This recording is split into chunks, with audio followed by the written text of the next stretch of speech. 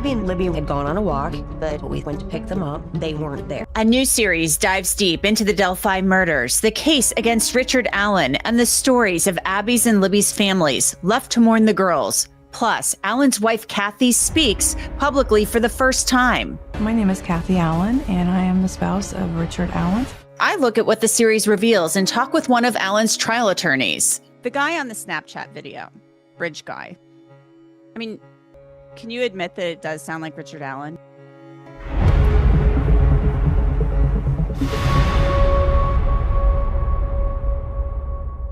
Welcome to Crime Fix. I'm Angenette Levy. February 13th, 2017 is a day that changed the small town of Delphi, Indiana forever. The city of nearly 3,000 people lost its innocence and was thrust into the international spotlight after two young girls went out for a walk on a trail and never came home.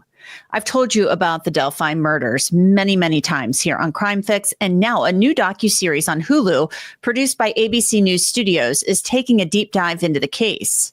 The man who has been convicted of murdering Abby Williams and Libby German is in prison serving life sentences for the crimes, but his wife, Kathy, is standing by him and speaking for the first time publicly in capturing their killer, the girls on the High Bridge. But just a quick refresher on the case. Abby Williams and Libby German, they were best friends. That Monday, they happened to be off school, and it was warmer out than normal. So Abby and Libby, they asked Libby's older sister if she would drop them off at the trails, so off they went. Little did Libby's family know it would be the last time they would ever see the girls. No one could reach Libby when they tried to call her cell phone a couple of hours later, and that wasn't normal. The only clue at that point, this photo of Abby on the Monon High Bridge. Abby and Libby were reported missing that night, and a search started. The two best friends were found the next day near Deer Creek. Both of their throats had been slashed. Libby was nude and appeared to have tried to protect her throat. Abby was wearing Libby's clothes, and her throat had been cut just once.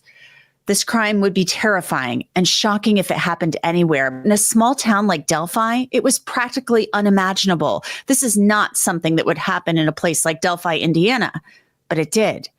A killer was on the loose, and no one knew who it was. Was it their neighbor, their father, their friend? And then a break. Days after the murders, Libby had recorded a man on the bridge.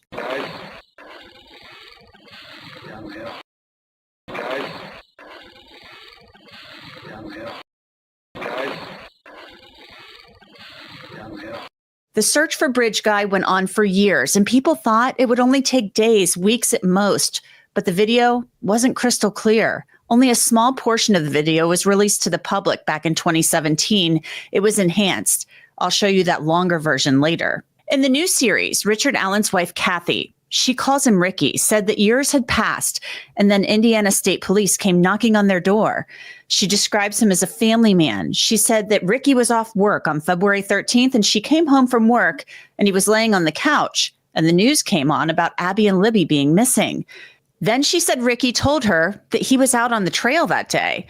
She told him he should call police, and he did so. Kathy said Ricky met with a conservation officer in a parking lot, and they heard nothing more. Kathy said they didn't walk on the trail anymore. She said that years passed, and then officers came knocking on their door to talk to Ricky. Kathy Shank, a clerk volunteering, had found Richard Allen's name on a report that was filed away incorrectly and marked for follow-up. In October 2022, Indiana State Police came looking for Richard Allen. I can tell you that if that picture was, I mean, you can sit and take anybody and say, well, if they were wearing this and wearing that, that could be them. If that picture was taken from one of the girls' phones, Here's the it's problem not me with that. because I've never met them. No, but listen, here's the problem with that. You know why you can put a lot of people and say they're wearing blue jeans and a blue coat, but you know what the difference is? No, you said you were there. Well, sure I did. We have people that saw you. Okay. Ricky said you were out on the bridge yourself. There aren't that many people that saw me. I mean, I'm sure I didn't miss that many people. If they walked behind me, I guess. Kathy Allen said that her husband, he knew something wasn't right as he was being interrogated. That interview was on October 13th, 2022. Then 13 days later, Richard Allen went to pick up his car, and the questioning resumed. Okay.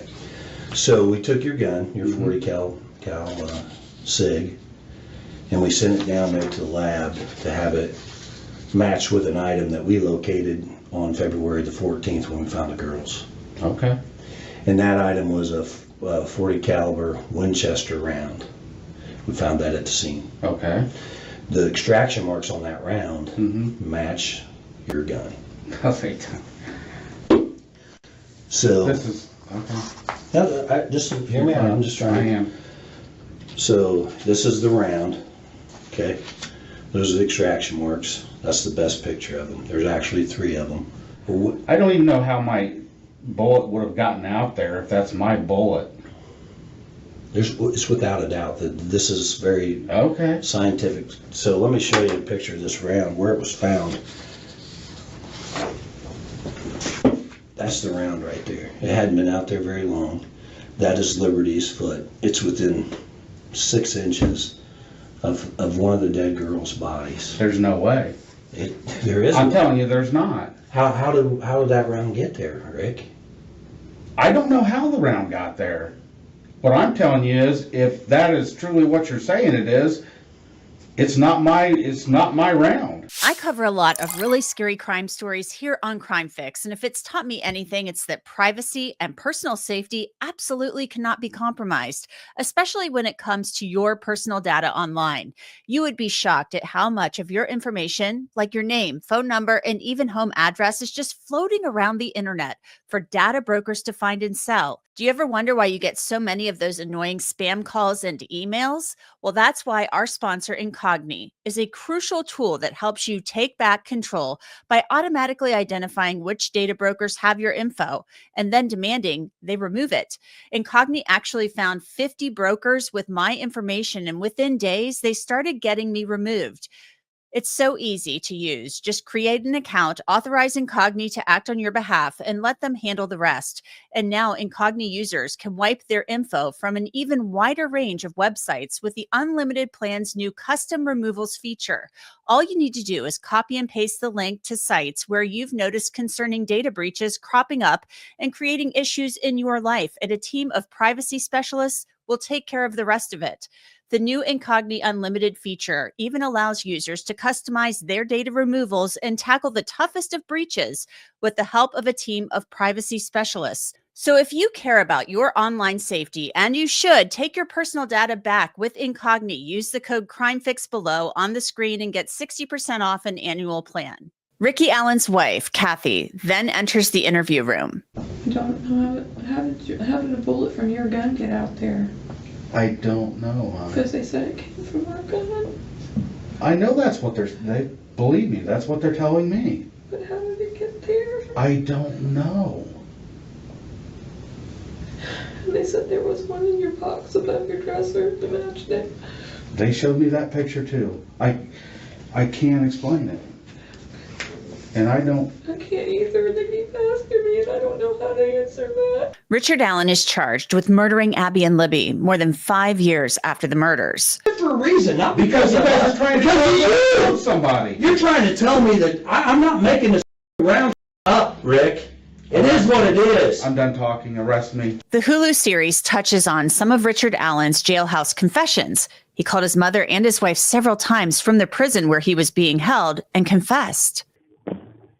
I just wanted to apologize to you. What's going on, sweetheart? I did it. Well? You did No, what? I did it. What? I killed Abby and Libby. No, you didn't. Yes, I did. No, you didn't, Darren. Yes, I did. Don't say I don't know didn't. why. No, you didn't. No, you didn't, Darren. You're not feeling well. There's something wrong. They've messed up your meds or something there. No, I mean, I evidently did it. No, you didn't. Why would you say that? Because maybe I did.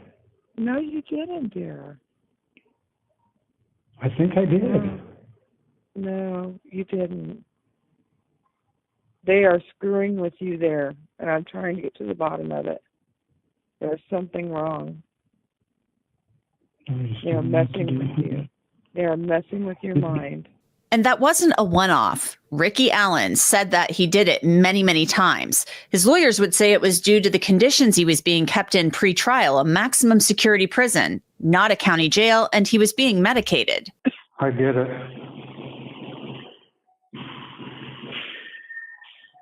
Captain, What? I did it. Do you still love me?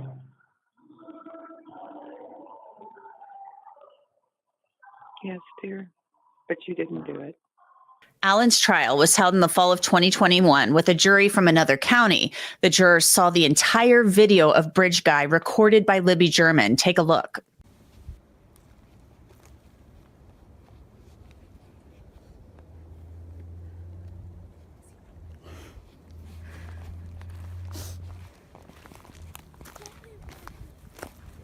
See, this is the path that we go down.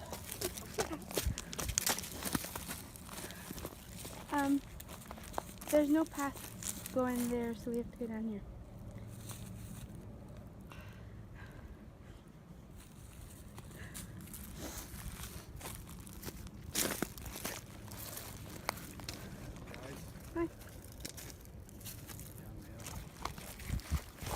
The video is haunting. It shows Abby and Libby in their final moments, and you hear one of them say at the end, "There's no path," and a man saying, "Guys, down the hill." Ultimately, the jury believed that Richard Allen was that man. The new Hulu series also features interviews with Abby and Libby's family and friends, their lives forever shattered by losing the girls. In the series, Kathy Allen says she wants true justice for the girls, and she says her husband is innocent. I want true justice for Abby and Libby, but it should not be at the expense of an innocent person. We know this Bridge Guy took the girls, and they proved Richard Allen was Bridge Guy. I want to bring in Andy Baldwin. He is one of Richard Allen's trial attorneys. He defended him at his trial where he was ultimately convicted of murdering Abby and Libby. Thank you so much, Andy, for joining me. I really appreciate it. First off, I want to get your thoughts on this new docuseries, which has premiered recently on Hulu. Yeah, we were approached after the trial by many, different formats to participate in some type of documentary or something. And what appealed to us about the Hulu was really the attachment of ABC News to it, because what we did not want, we wanted credibility with this project. And I think ABC News provided that credibility because what those that don't know about the Delphi world is it's very, very divisive. There's two distinct camps. There's the pro Richard Allen camp and the anti Richard Allen camp, those that think that he's guilty and those that don't. And both camps are super passionate. And then there's this middle lane, I think, where people, maybe they were in the Karen Reed, watching that. And then now they're looking for something new to invest their time and energy in. And those are the people that I think would like the Hulu, versus if what we had done was go out and I guess had a complete defense take on this, one-sided take, then that's not that could take away from that middle lane of people that they could say, well, this, I don't know that how much of this I can believe. So we wanted an even-handed approach, a journalistic approach on this first docuseries, and that's why we agreed to participate. And I thought they did a pretty good job. There's a lot of stuff that's missing. They just didn't have the time for it. I don't know how that side of the business works. So we did way more interviews in terms of hours and hours of interviews, and there was a lot of detail in. And it'd be hard to get that minutia out there because it is this case is steeped in facts that, one fact links to the other, and you have to know the first fact before you know the second fact, and it's very complicated. So, but I'm very pleased, and I would encourage people to go watch it, because they will. When you watch it, you can kind of dip your toe in the waters of Delphi and start to understand by watching it, especially the second and third episodes, why there was an injustice here. At least that's our perspective from the defense. But you're talking about how divisive this case has been, and it's been incredibly divisive. To me, it's kind of insane how divisive it's been. And that happens sometimes in these huge, huge cases, these cases that really seem to grip people.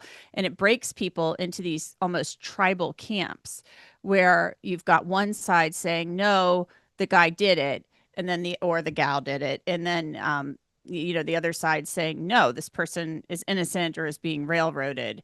In your experience as a criminal defense attorney, I mean, why do you think this happens? I mean, you brought up the Karen Reed case. We saw it happen in that case. We saw it happen in the Delphi case. What's your thought on that? Yeah, it's a good question. I think it has a lot to do with social media. I've done this over 30 years. I've had some big cases, and there were people that were, in one camp or the other, but it never got to this level of heightened scrutiny. I mean, we have people in this case that are watching it from Zimbabwe, Scotland, South Africa, Australia, all over the world.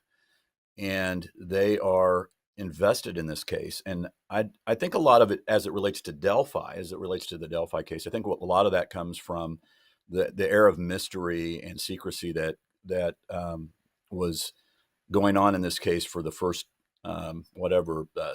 7 years before the Franks memo came out. And that's, for those that don't know, that was a 136-page memo that we put out that revealed a lot of information that had never been revealed before. It was part of a filing that we needed to do. We're trying to suppress some evidence.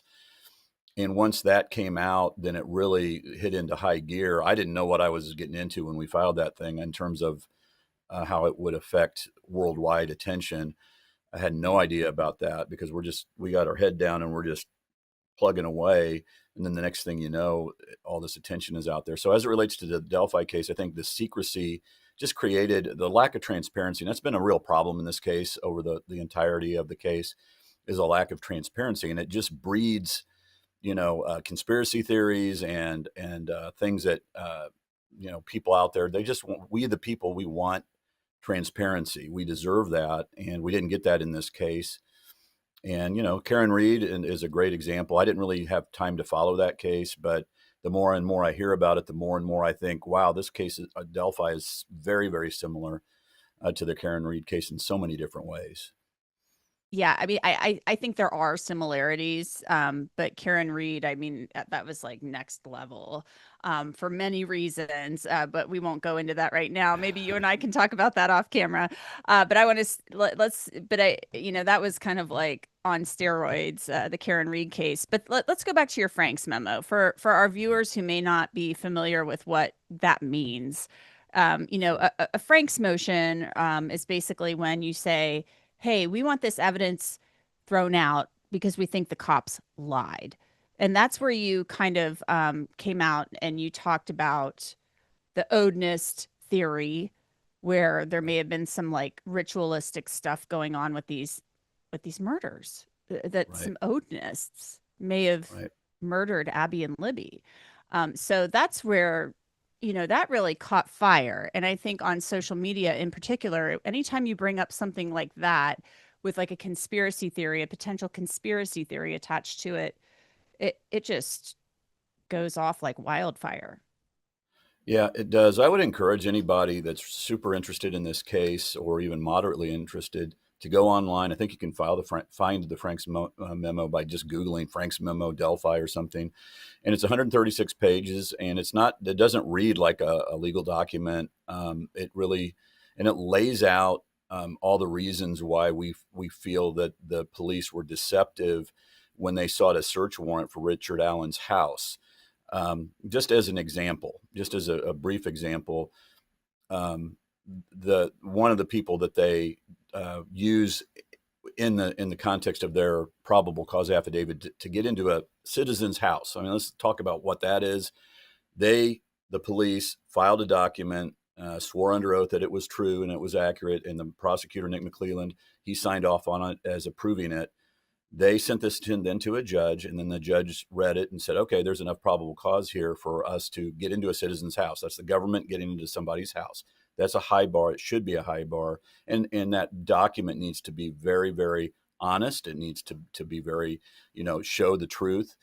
And what we showed and demonstrated as it relates to Odinism is there was a whole other investigation going on of very, very viable subjects.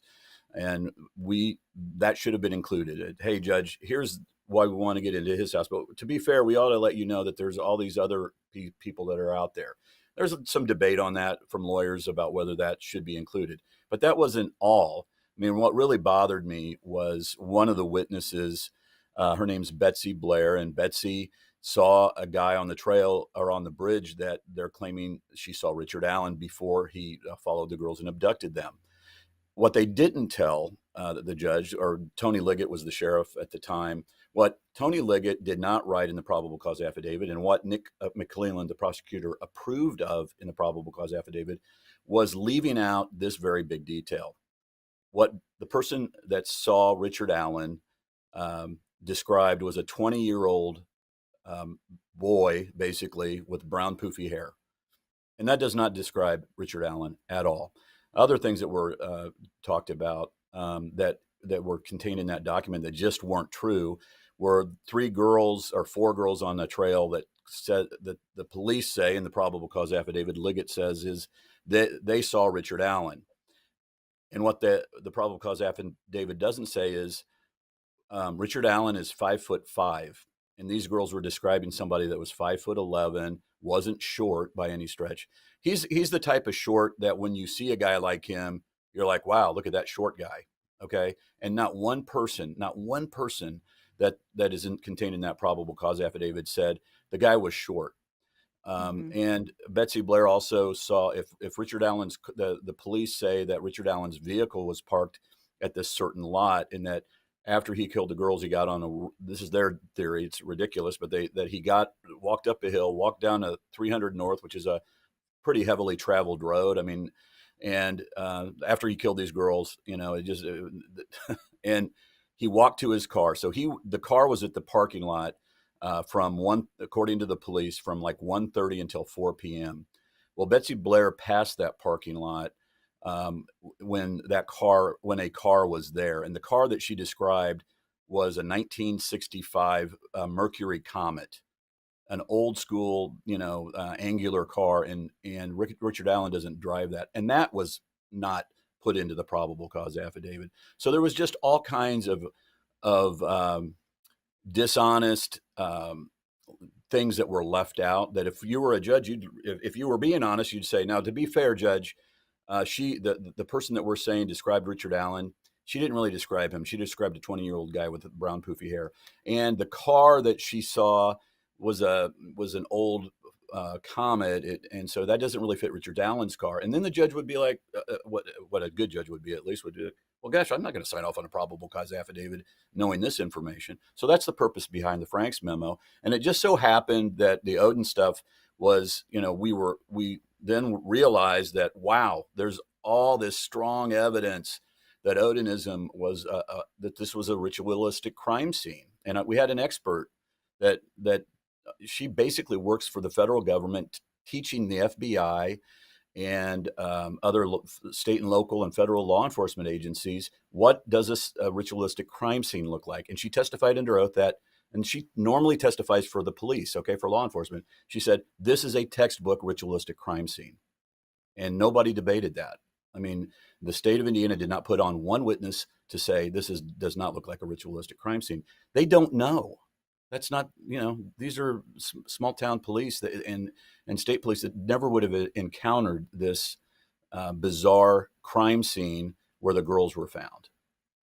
One thing I do have to kind of push back on a little bit, though, is the fact that, yes, they had this they were looking into this Odinist thing, or there was this investigation going into Odinism. But I mean, when you're preparing probable cause for a search warrant, though, I mean, you're looking for probable cause for a search warrant. So, I mean, they don't have to throw, probable cause, that's a lower standard. So like things that you're bringing up, though, don't seem like they should go into a search warrant for a probable cause for a search warrant. That seems like almost like, that's like defense stuff for trial. I don't disagree necessarily about the Odin stuff. I try to be a fair guy. I think that stuff is debatable, and perhaps I could even agree with you on that. But what about that other leaving out that the person that Betsy Blair described? She's in the probable cause affidavit, and they're using her as a tent pole of this is a lady that saw Richard Allen, and she described somebody that did not look anything like Richard Allen, and the car that she described did not look anything like Richard Allen's car. That I will push back with you on, and I would I presume that you're going to agree with me that I should have included that. Yeah, it's a fair point. Fair point. Thank you for pushing back, by the way. I love when media pushes back. Let's be fair. I mean, I just think the Odinism stuff doesn't belong in there. But anyway, we can move on from that. Let's go back to, I want to talk to you about Kathy Allen, kind of breaking her silence in this docuseries, because I found her at the end of episode 1 to be really compelling. We've not heard from her except in these jail calls. And, she's talking about this man that she has loved and known for decades. She has spent her life with him. And what she is describing is not some guy that goes out on a trail and with a box cutter and corners 2 girls and takes them down a hill and slashes their throats.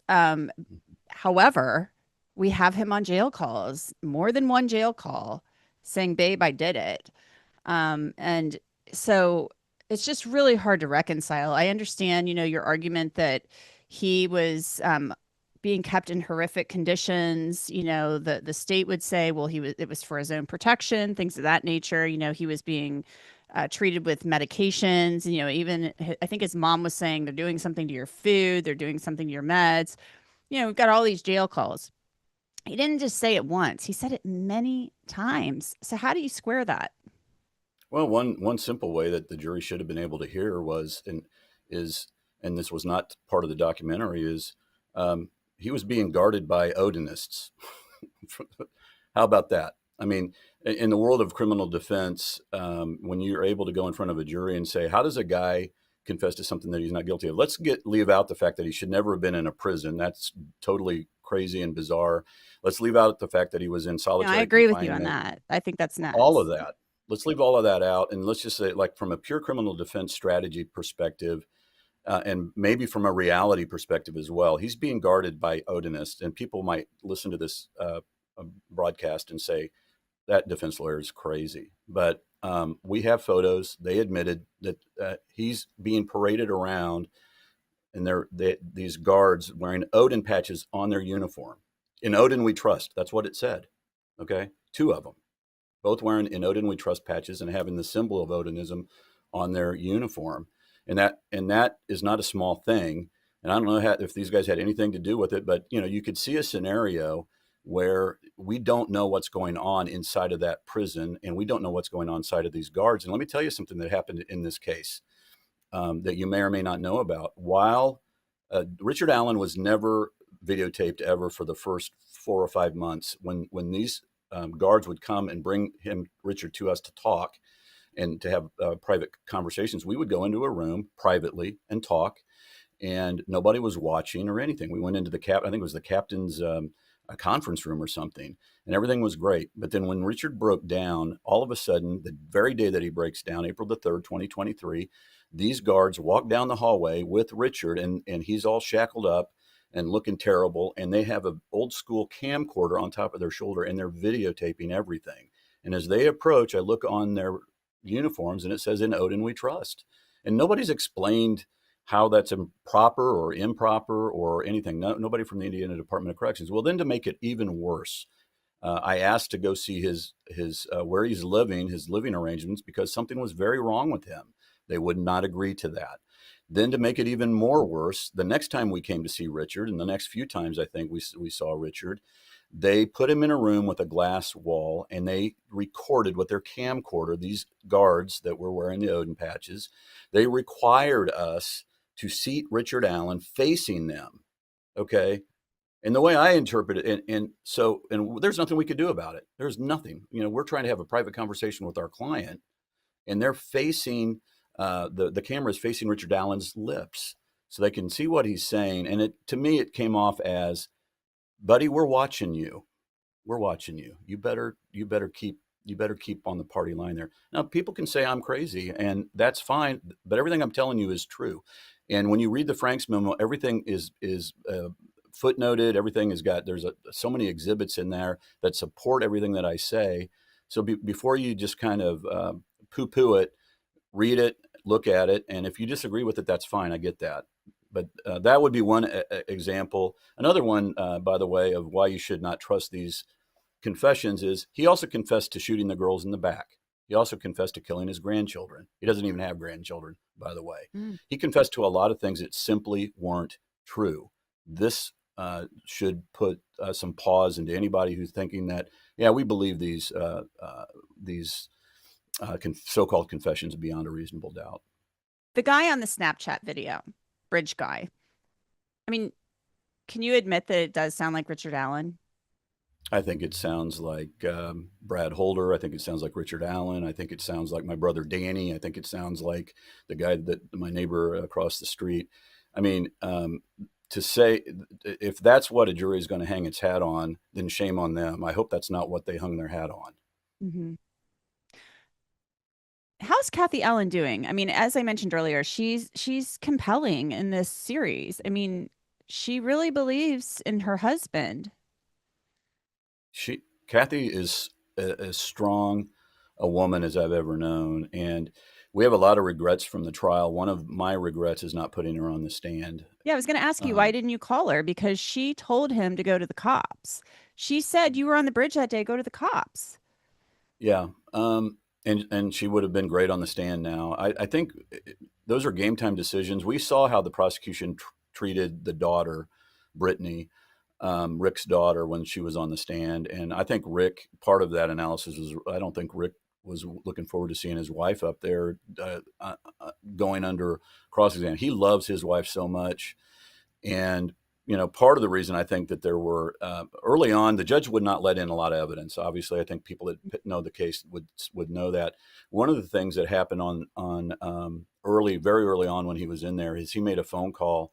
I think it was to his stepfather, and he said, I might as well just plead guilty, like to alleviate Kathy of the trauma that she's going to go through right now, because he understood that her husband was being accused of this horrific crime, and he loves her so much, he wanted her to just move on. And he privately would tell us that all the time too. Mm-hmm. So there's that going on. But Kathy's great. I mean, she's a fighter, and she stands by him 1,000%. She knows that he didn't do this, and she's a very she's a strong Christian woman, and she prays a lot, like I do every morning. I pray that the killers, or those who know who did the killing and have information about that, will come forward to a credible law enforcement officer and to end this nightmare. And we're still prayerful about that and hopeful for that outside of the legal realm. Do you think that Richard Allen gets a new trial? You know, we trial lawyers, as I said in the documentary, are superstitious, and for me, I know that we should. And we have a great court of appeals, 15 court of appeal judges in Indiana.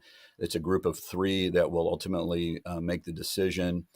And those 3 people will have to be persuaded by briefing and powerful writing. We have great appellate lawyers on this case, Mark Lehman and Stacy Uliana. They're very skilled, very brilliant lawyers, and they've got a lot. The problem is they've got so much appellate issues to deal with that it's going to take them a while. My guess is it's going to take, if they have their briefing done by the end of the year, I think it would be pretty extraordinary. That means that they really put in the extra time, because there is so much issue here, so many different appellate issues, that yes, I hate saying it because I'm superstitious trial lawyer, but I do feel strongly that this is going to be overturned. We will wait and see. It's just a crying shame that cameras were not allowed in that courtroom, especially since Judge Gall was part of that pilot program in Indiana where cameras were allowed. I mean, I was very hopeful when we found out about that. And I'm obviously a huge advocate of cameras in the courtroom. I think that would have been a good thing. So I think that was really sad that didn't happen. But Andy Baldwin, we will keep an eye on it. Thank you for your time. I appreciate it. And that's it for this episode of Crime Fix. I'm Angenette Levy. Thanks so much for being with me. I'll see you back here next time.